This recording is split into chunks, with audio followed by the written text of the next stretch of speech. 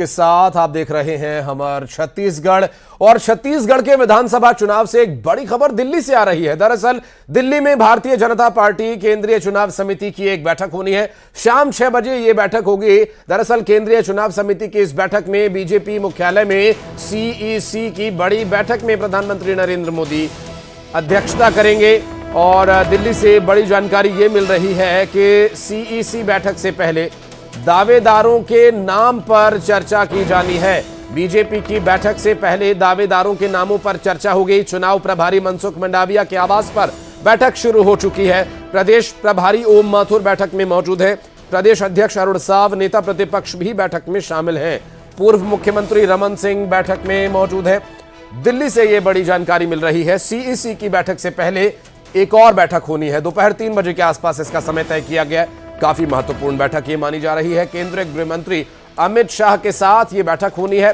Chhattisgarh BJP नेताओं की चर्चा यहां पर होगी और सभी भारतीय जनता पार्टी छत्तीसगढ़ की फ्रंटलाइन लीडरशिप के नेता यहां पर मौजूद रहेंगे और टिकट के दावेदारों के नाम पर यहां चर्चा होगी।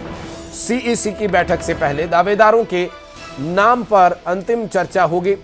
और इससे पहले क्या कुछ मीटिंग में बातचीत हो रही है, इस पर भी और डिटेल्स आप तक पहुंचाएंगे। फिलहाल आपको बता दें कि प्रधानमंत्री नरेंद्र मोदी की अध्यक्षता में एक मीटिंग होनी है। गृह मंत्री एक बैठक लेंगे और भारतीय जनता पार्टी छत्तीसगढ़ के नेता इन बैठकों में अपेक्षित है। और शाम 6 बजे केंद्रीय चुनाव समिति की एक बैठक भारतीय जनता पार्टी के नेताओं की दिल्ली में होनी है, जिसमें उम्मीद है कि केंद्रीय नेतृत्व, जिसमें कि प्रधानमंत्री नरेंद्र मोदी, गृह मंत्री जेपी नड्डा, राजनाथ सिंह सरीखे नेता और प्रभारी ओम माथुर सरीखे नेता मौजूद होंगे। रमन सिंह, अरुण साव समेत और कौन कौन इसमें वांछित होगा, इस पर डिटेल्स आगे आप तक और पहुंचाते रहेंगे।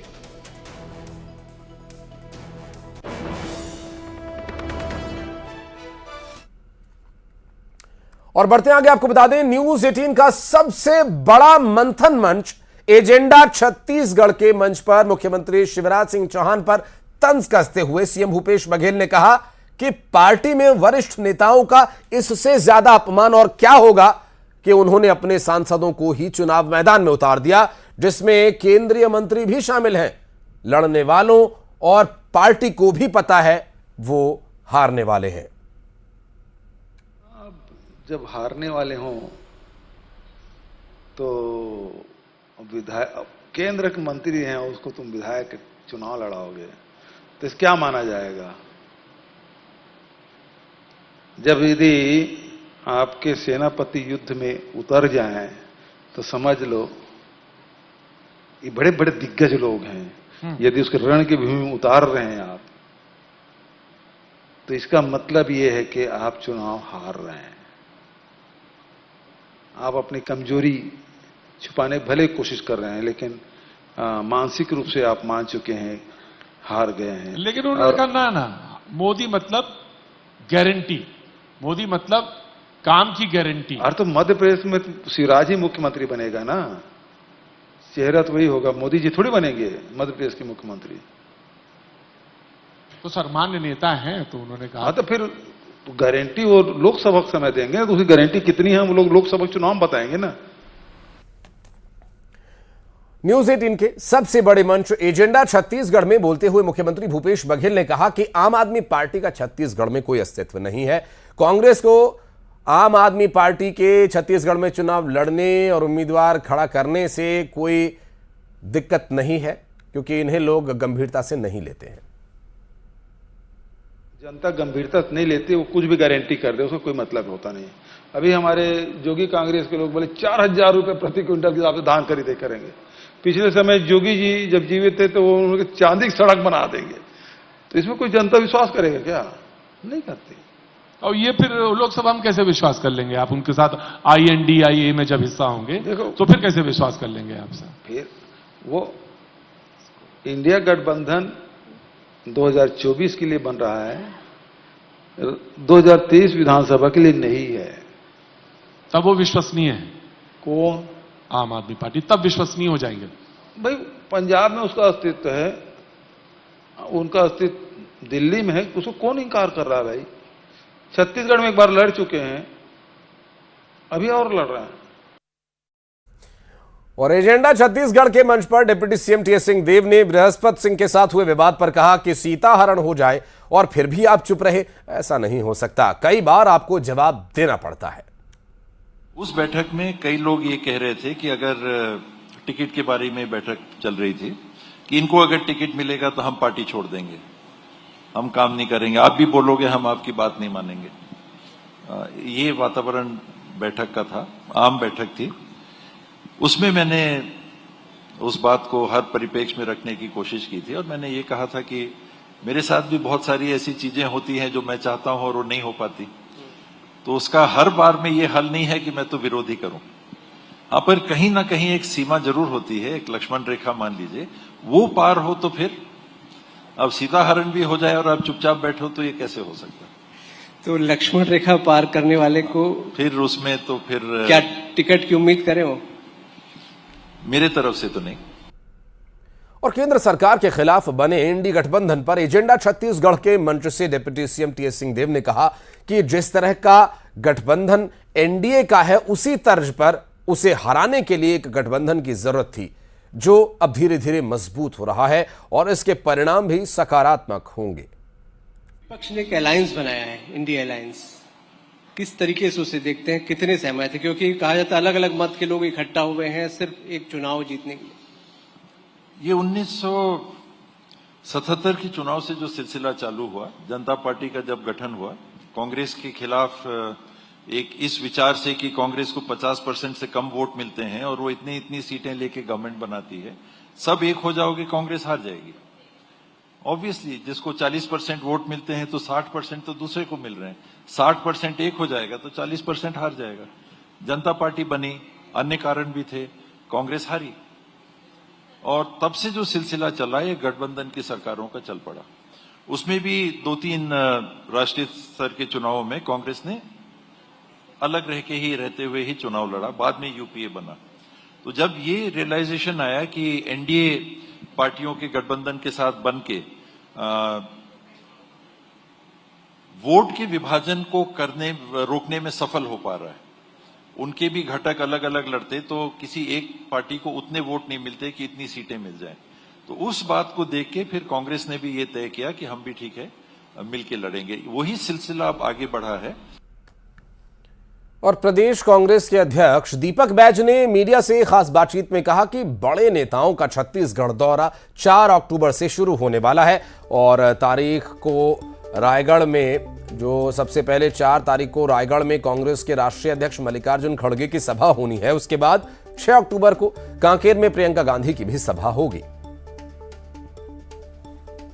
4 तारीख को रायगढ़ में हमारे राष्ट्रीय अध्यक्ष माननीय खड़गे जी आ रहे हैं, भरोसे का सम्मेलन को संबोधित करेंगे और इसके साथ ही 6 तारीख को माननीय प्रियंका गांधी जी आ रहे हैं, कांकेर में उनका सभा होगा और वो रहेगा पंचायत राज सम्मेलन का। इस तरह से 4 और 6 2 दिन छत्तीसगढ़ में बड़ी सभाएं हमारे खड़गे जी का और माननीय प्रियंका गांधी जी का सभा होगा। और प्रधानमंत्री नरेंद्र मोदी के आह्वान पर कोंडागांव कलेक्ट्रेट में भी स्वच्छता अभियान चलाया गया और खुद कलेक्टर दीपक सोनी और जिला पंचायत सीईओ प्रेम प्रकाश शर्मा सहित सभी कर्मचारी सफाई अभियान के श्रमदान में जुट गए।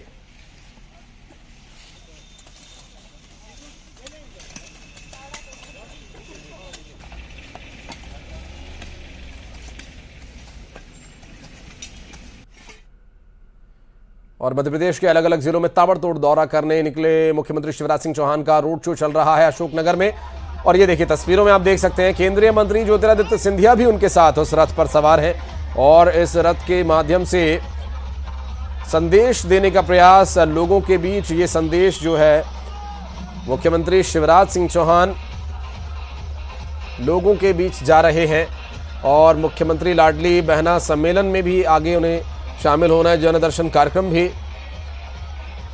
किया जाना है। दरअसल अशोकनगर के चंदेरी में ये आयोजन किया गया है। आपको बता दें कि मुख्यमंत्री शिवराज सिंह चौहान अशोकनगर पहुंचे और इस कार्यक्रम के माध्यम से जो जनदर्शन कार्यक्रम है उसमें भी काफी संख्या में लोगों के पहुंचने की संभावना जताई जा रही है।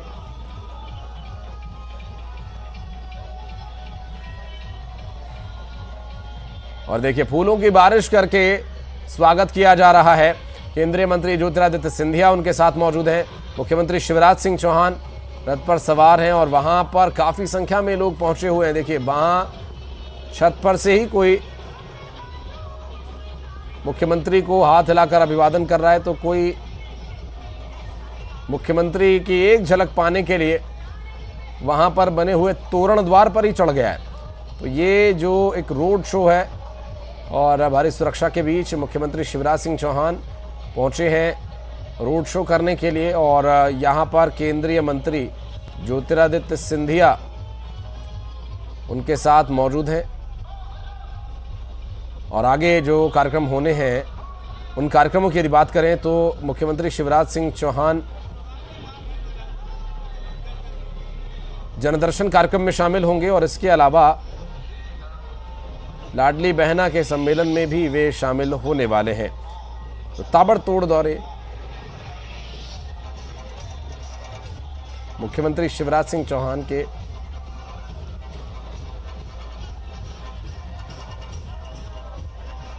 आगामी विधानसभा चुनावों को देखते हुए लोगों के बीच पहुंच रहे हैं मुख्यमंत्री शिवराज सिंह चौहान और उनके साथ मौजूद हैं केंद्रीय मंत्री ज्योतिरादित्य सिंधिया। अशोकनगर से ये सीधी तस्वीरें हम आपको दिखा रहे हैं और विकास कार्यों की सौगात और कई घोषणाओं की बात कही जा रही है।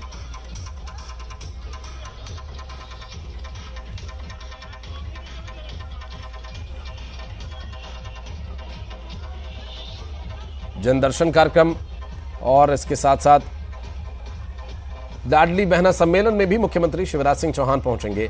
भारतीय जनता पार्टी जो कि इस बार का विधानसभा चुनाव पिछली बार के आंकड़ों से भी ज्यादा आंकड़ों के साथ जीतने का दावा कर रही है, प्रयास कर रही है। ये प्रयास कितना सफल होगा, जनता जनार्दन कितना उन्हें समर्थन देगी, ये आने वाले वक्त में स्पष्ट हो जाएगा। और इस वक्त जो रोड शो है ये दरअसल अशोकनगर में चल रहा है रोड शो और इस रोड शो के माध्यम से लोगों के बीच जाने का प्रयास।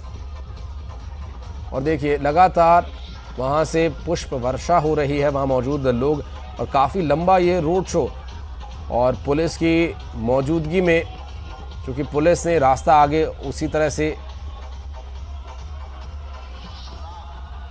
रखा है जिससे कि ये जो काफिला है वो तेज़ी के साथ आगे बढ़ता रहे और एक लंबा रास्ता तय करना है अशोकनगर में। ये रोड शो जिसके माध्यम से लोगों के बीच वे पहुंच रहे हैं और इस रोड शो के माध्यम से मुख्यमंत्री शिवराज सिंह चौहान केंद्रीय मंत्री ज्योतिरादित्य सिंधिया की मौजूदगी में वहां पर मौजूद हैं। और ये जो पूरा रोड शो है इसके बाद कुछ और कार्यक्रम होने हैं, इसके बारे में कुछ और जानकारी आप तक पहुंचाएंगे। आपको बता दें कि एक जनदर्शन कार्यक्रम मुख्यमंत्री का है जिसमें वे शामिल होने वाले हैं और इसके अलावा लाडली बहना के सम्मेलन में भी मुख्यमंत्री शिवराज सिंह चौहान शामिल होंगे। सीधी तस्वीरें इस वक्त हम आपको दिखा रहे हैं। देखिए, वहां पर शिवराज और महाराज दोनों साथ साथ मौजूद हैं। अशोकनगर से तस्वीरें हम आपको दिखा रहे हैं और ये एक रोड शो, एक शक्ति प्रदर्शन करने का प्रयास जो कि लोगों तक संदेश पहुंचा सके, अपनी बात रख सके, उन तक पहुंचाने के लिए ये कोशिश लगातार भारतीय जनता पार्टी की जो कि ताबड़तोड़ जो दौरे हैं मुख्यमंत्री शिवराज सिंह चौहान की जारी हैं। और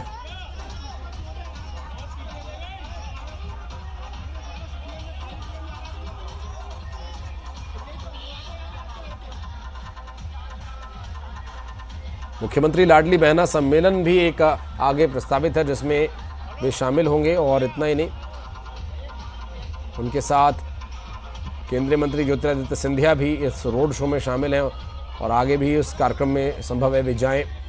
हालांकि जनदर्शन कार्यक्रम में तो वे रहेंगे ही, ऐसा कहा जा रहा है। और पुष्प वर्षा लगातार हो रही है, लोगों के बीच जगह लगातार संपर्क किए जा रहे हैं। और यहाँ इस बार का जो विधानसभा चुनाव है उसमें जो परिवर्तन है, पिछली बार के आंकड़ों के मुकाबले करना है, इस लक्ष्य के साथ, इस ध्येय के साथ लगातार भारतीय जनता पार्टी के जो नेता हैं या चेहरे हैं वे ताबड़तोड़ दौरों पे अलग अलग जिलों में जा रहे हैं, लोगों के बीच जा रहे हैं।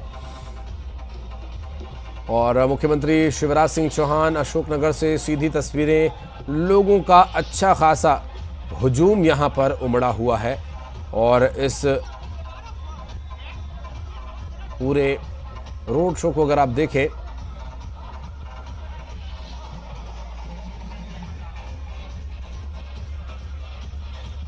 तो अच्छी खासी संख्या में लोग यहां पर जुटे हुए हैं। अशोकनगर से सीधी तस्वीरें भी हम आपको दिखा रहे हैं जहां मुख्यमंत्री शिवराज सिंह चौहान, केंद्रीय मंत्री ज्योतिरादित्य सिंधिया और प्रदेश के जो राजनीतिक एक्सपर्ट्स हैं, शिवराज और महाराज की जोड़ी इसे कहते हैं। राजघराने से आने वाले ज्योतिरादित्य सिंधिया जो कि महाराज कहे जाते हैं और राजनीति के जो जानकार हैं,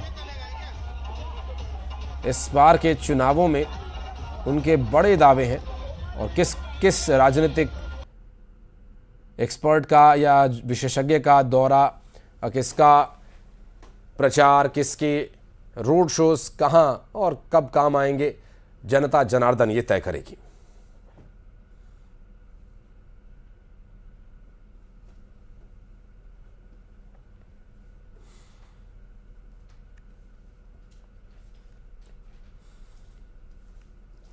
तो ये तस्वीरें आपको हम दिखा रहे हैं अशोकनगर से सीधी तस्वीरें, जहां देखिए लगातार पुष्प वर्षा हो रही है और रोड शो इस वक्त जारी है। और बढ़ते हैं आगे, प्रदेश के आबकारी मंत्री कवासी लखमा अपने अलग अंदाज के लिए तो जाने जाते हैं ही, और इस बार उन्होंने कुछ और अनोखा अंदाज दिखाया। दरअसल तस्वीरें जो हैं वो सुकमा जिले से सामने आई, जहां मंत्री कवासी लखमा सर्व उरांव समाज के एक कार्यक्रम में पहुंचे थे।